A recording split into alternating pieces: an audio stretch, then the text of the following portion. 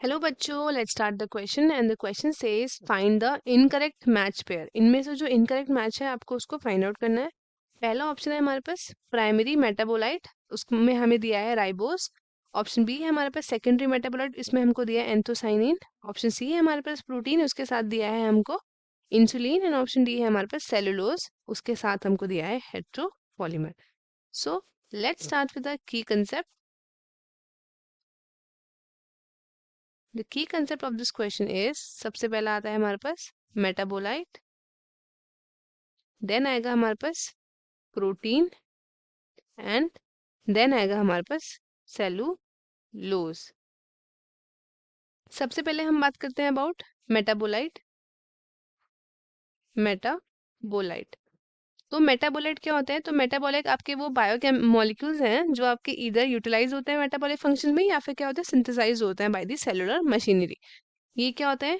या तो ये इधर यूटिलाइज्ड, या तो ये क्या हो जाता है यूटिलाइज हो जाते हैं इन मेटाबॉलिक फंक्शंस। मेटाबॉलिक फंक्शंस या फिर क्या हो जाता है, या फिर हो जाता है ये सिंथेसाइज्ड, या फिर हो जाता है सिंथेसाइज्ड इन दी सेलुलर मशीनरी। ये हमारे पास दो तरीके के होता है। कौन कौन से? एक हमारे पास है प्राइमरी मेटाबोलाइट एंड दूसरा हमारे पास है सेकेंडरी मेटाबोलाइट। अब प्राइमरी मेटाबोलाइट क्या होता है? ये आपके सारे सेल्स में मिल जाता है एंड सेकेंडरी मेटाबोलाइट सिर्फ plant, fungal and microbial cells में मिलता है। अब इसका एग्जांपल देख लेते हैं कौन कौन से। प्राइमरी का एग्जांपल है हमारे पास amino acid, then we have carbohydrates, carbohydrates, nucleotides, fats, etcetera. अगर हम बात करें सेकेंडरी की, तो इनका एग्जाम्पल क्या क्या हो सकता है? इनका एग्जाम्पल है हमारे पास alkaloids, rubber, then we have pigments, essential oil, essential oil, then we have antibiotics, antibiotics. अगर हम पिगमेंट्स की बात करें, तो पिगमेंट में कौन सा आता है? इसमें पिगमेंट में आता है इनके पास anthocyanins, then we have carotenoids, etcetera.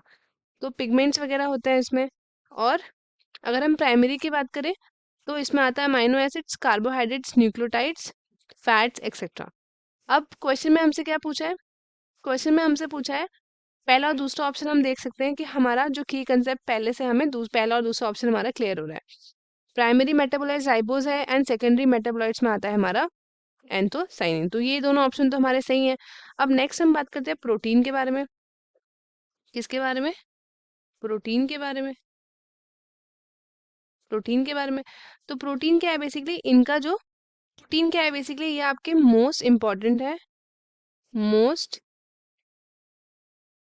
Important है एंड मोस्ट अबंडेंट है।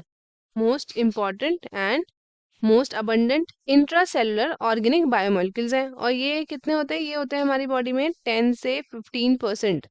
हमारा क्या बनाता है? ये बनाता है हमारा cellular pool. But on an average अगर हम देखें तो वो हो जाता है आपका 12%।